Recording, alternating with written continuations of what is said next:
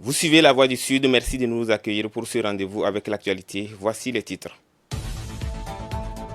C'est un casse-tête pour de nombreuses femmes mariées qui exercent des professions. Comment gèrent-elles cette vie de mariée et de fonctionnaire? Reportage à suivre donc dans un instant. Fin du projet lancé en 2022 pour assurer le continuum de soins aux populations vulnérables après Covid. On en fait le point.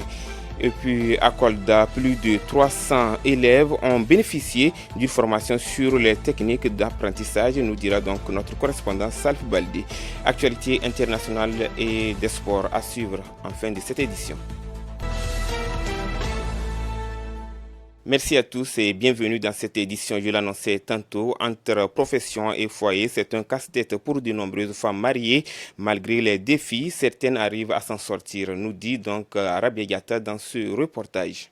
Dans les sociétés actuelles, il n'est pas du tout aisé d'être une femme mariée et d'exercer une vie professionnelle. Si la plupart des femmes désirent trouver un emploi leur permettant d'avoir un revenu, ce ne sont pas toutes qui parviennent à bien gérer leur foyer et leur travail à la fois. Mais malgré ces défis, d'autres s'en sortent bien. C'est le cas de cette journaliste qui nous confie comment elle allie son travail et sa vie conjugale. Dans notre société, on a tendance à voir ces genres de cas, c'est de pallier le travail et la maison. Et étant donné qu'on est appelé à être marié, que ce soit aujourd'hui ou demain, donc on est obligé peut-être de gérer les deux tâches. À la maison, des fois, on y rencontre des difficultés, mais comment faire? Être une femme, peut-être avoir des enfants, pendant l'année scolaire aussi, c'est un peu difficile. Quand tu te lèves le matin, tu es obligé peut-être de gérer les enfants, monsieur, la famille peut-être, avant de rallier ton lieu de travail. Et une fois aussi, dans ces locaux, tu dois faire quelque chose. Étant donné qu'on est journaliste aussi, c'est pas facile. On est confronté à des réalités sur le terrain ou bien des voyages où des fois, on peut même séjourner des jours. Et aussi, il y a beaucoup de cas où les femmes veulent continuer, mais c'est difficile. Des fois, tu dois choisir peut-être entre le mariage ou bien ton boulot. Et une fois que tu ne peux plus tenir, tu es obligé peut-être de laisser. Elle lui embouche la trompette tout en soutenant que ce n'est pas une chose facile et que le monde a évolué. C'est une question de choix. Nous sommes d'abord femmes appelées effectivement à contribuer à la stabilisation de la famille. Et c'est la raison pour laquelle le choix a été porté sur notre modeste personne pour accompagner vraiment notre époux vraiment dans la prise en charge des enfants. Mais nous évoluons dans une société où on est arrivé à un stade où forcément les femmes sont obligées de travailler. Comment faire pour réussir à gérer cette double fonction sans faillir à ses obligations? C'est juste une communication qui doit être entre la dame peut-être et son mari. Il faudrait qu'elle puisse bénéficier du soutien de la famille. Quand je parle de la famille, c'est de la belle famille, mais aussi de leur famille d'origine. Gérer les deux, il faudra vraiment qu'on puisse être une femme d'une forte personnalité. L'organisation doit être là. Ces dernières appellent aux hommes à plus de compréhension et demandent aux dames de continuer sur cette lancée afin de vivre leur rêve. C'est avoir au moins un homme qui est galant, qui te comprend beaucoup. Le mari aussi doit être l'ami de sa femme, l'accompagner, l'aider dans tout ce qu'elle fait, mais aussi l'accompagner de telle sorte qu'elle ne va même pas sentir les charges qui sont derrière elle. Il est important pour s'assumer en tant que femme de pouvoir effectivement avoir cette indépendance financière qui est déterminante effectivement dans la vie de couple. Donc je dirais effectivement aux femmes de tout faire pour en tout cas continuer à pouvoir allier vie professionnelle et vie familiale. Une réalité devenue presque difficile à gérer pour certaines dames car elles manquent de soutien de leur mari ou parfois de leur belle famille. N'empêche, d'autres se démarquent en essayant de s'y adapter pour gérer leur foyer, en même temps exercer leur travail de rêve. Merci à Rabia Yatta pour ce reportage et également c'est l'un des titres de cette édition, clôture du projet lancé en 2022 pour assurer le continuum de soins aux populations vulnérables à travers une offre de services de santé de qualité. Le projet a ciblé donc principalement les femmes dans un contexte Covid et post-Covid. Dr Karim Diop, coordonnateur du projet, a été interrogé par Salima Tatal. Nous sommes ici aujourd'hui avec Aziganchor dans le cadre du processus de clôture de ce projet qui a démarré il y a 3 ans de cela, puisqu'en novembre 2022, nous procédions au lancement devant le gouverneur de la région de Ziguinchor. Donc il convenait qu'à la fin, on puisse, dans le cadre d'un processus de redevabilité et de transparence, revenir ici pour apprécier ensemble ce qui a été fait avec les acteurs locaux pour qu'ils puissent évaluer leurs propres performances avant qu'on puisse aller vers un atelier national qui est prévu le 10 décembre. Vous savez, généralement, lorsqu'il y a des projets, on procède à des clôtures au niveau de Dakar avec quelques participants. Mais là, c'était bon que tous les acteurs qui ont contribué puissent être ensemble pour apprécier ce qui a été fait. Le projet, il est né du Covid. Parce que dans le cadre du Covid, on s'était rendu compte que les gens n'arrivaient pas à accéder aux soins. Et donc, on s'est dit, si les gens n'arrivent pas vers les soins vont aller vers eux. Et donc, le projet, il a 3 composantes essentielles. La première, c'est une composante mobile. Donc, ce sont des unités mobiles intégrées sur le VIH, la tuberculose et le paludisme, mais également sur d'autres pathologies, qui se déplacent dans des zones qui n'ont pas accès forcément aux soins. Et c'est basé sur des besoins qui sont exprimés par les districts. Donc ça, c'est la première chose, c'est le caractère mobile. Le second, c'est le renforcement d'un projet qui est développé par SSD, donc Santé Service Développement, qui consiste à transférer et transporter des échantillons. Donc il suffit donc d'aller collecter des échantillons, de les transmettre pour les techniquer et d'avoir des résultats. Donc on a des résultats sur la charge virale VIH, mais également des résultats dans le cas de la tuberculose. On a également un volet qui consiste à mettre en place un observatoire avec plan et RNP, un observatoire par les communautés. Et enfin, un volet très important dans la zone de Ziguinchor, c'est le volet transfrontalier. Mettre en place une plateforme qui permet d'assurer un continuum de soins entre des patients. Vous savez que les frontières, elles sont artificielles. Les gens, socialement, culturellement, vivent de part et d'autre des frontières au gré de leurs besoins.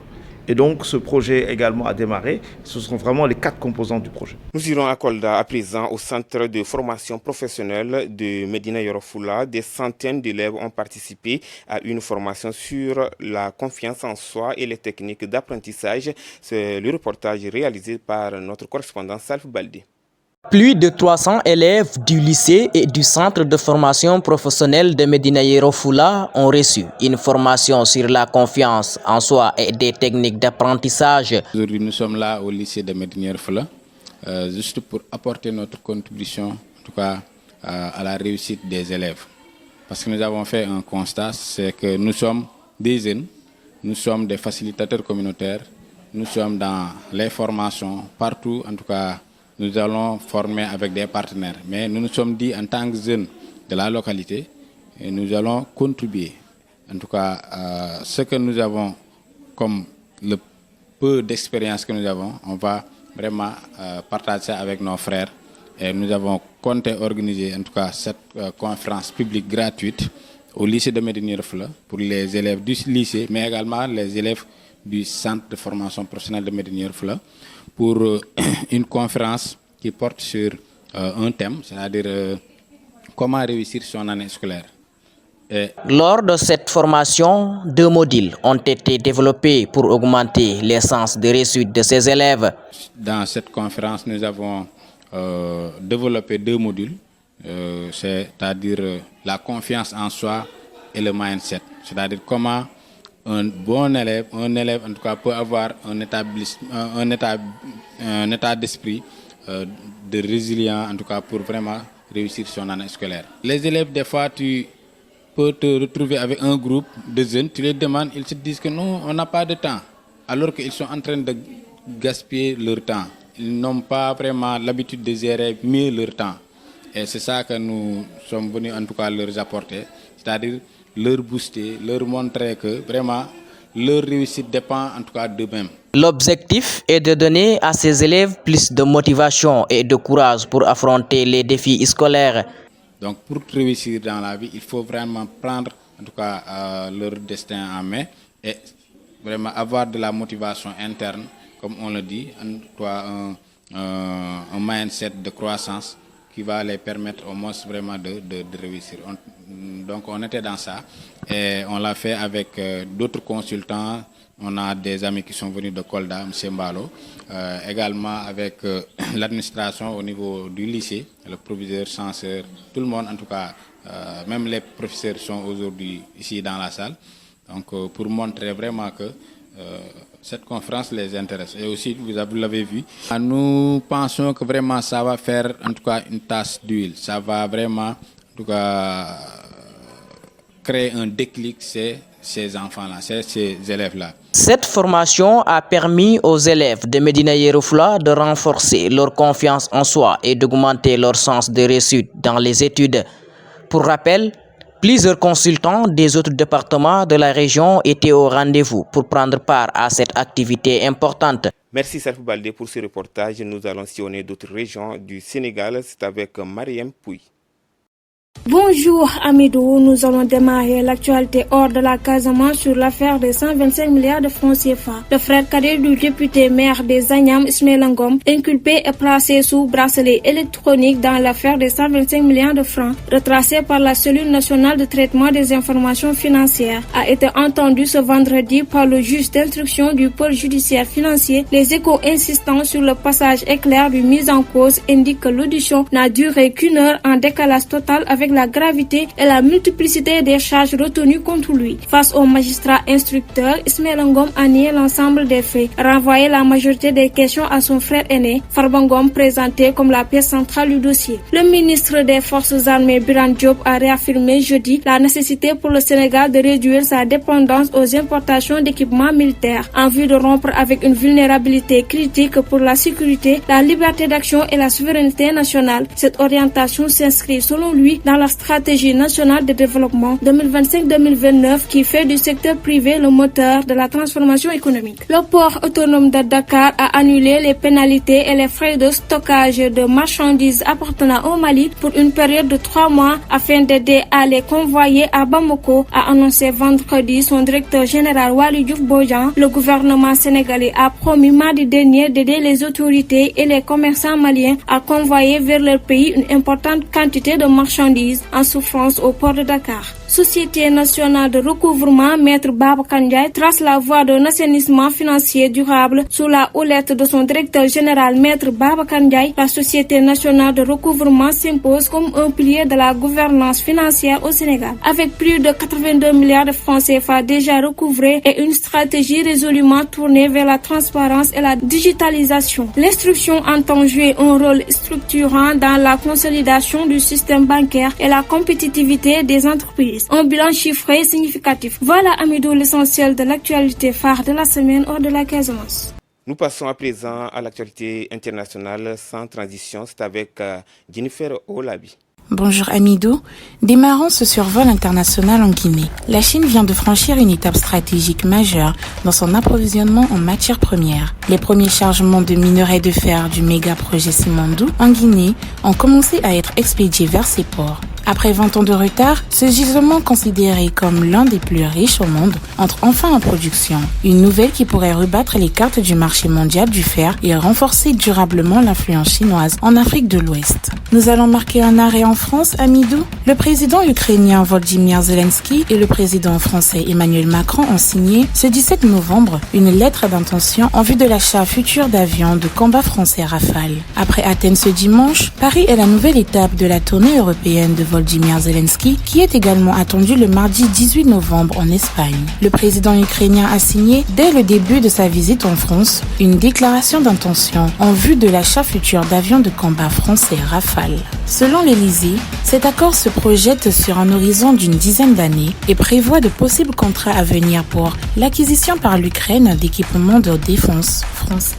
Au Moyen-Orient, le Conseil de sécurité de l'ONU a voté, lundi 17 novembre, pour le plan de paix de Donald Trump à Gaza, prévoyant en particulier le déploiement d'une force internationale, sous la pression des États-Unis qui mettaient en garde contre le risque d'une reprise de la guerre. Si l'autorité palestinienne a soutenu la résolution, le mouvement islamiste Hamas l'a dénoncé, déplorant un texte qui ne répond pas aux exigences et aux droits politiques et humains des Palestiniens. C'est ici que prend fin l'actualité internationale de la semaine sur La Voix du Sud. Merci Jennifer pour ce tour sur l'international et nous passons au sport. Bonjour Amidou. Démarrons l'actualité des sports par la Ligue 1 de football professionnel au Sénégal. Le Casa Sport a effectué un déplacement à Dakar ce samedi 22 novembre 2025, comptant pour la 4e journée du championnat. Les protégés de Baladjiba faisaient face à Agel de Rifix. Le score est de 1 but partout. Les autres rencontres de ce dimanche 23 novembre 2025, Walidan reçoit Djaraf au stade Lat Dior, AS Pikine reçoit Stade Dombour au stade Alassane Djigo, Sonacos reçoit Tenguej FC au stade Eli Manel Fall, Union sportive de Wakam reçoit ASC Cambérène au stade de Yoff. En Ligue 2 de football professionnel, 4e journée, et Samaï FC, tenu en échec par le N'Djambour de Louga, un but partout au stade Aline Sitoé Diatta de Ziguinchor. Filons directement au basket. Assane Seck Université Club Sport ASIC accède officiellement en Ligue 1, une qualification historique portée par le travail et la détermination. Place à l'équipe nationale du Sénégal. Assane Diao, si loin de la CAN, à un mois de la compétition, l'incertitude plane quant aux conditions physiques de l'attaquant de Com, dont la participation est loin d'être assurée. Terminons par une triste nouvelle. Le Sénégal en deuil.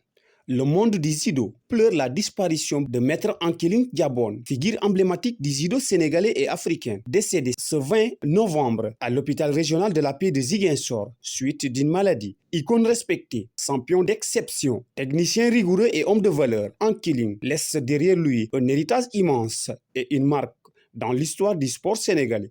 Mesdames et messieurs, c'est la fin de cette édition. Nous vous donnons rendez-vous à la semaine prochaine. Portez-vous bien.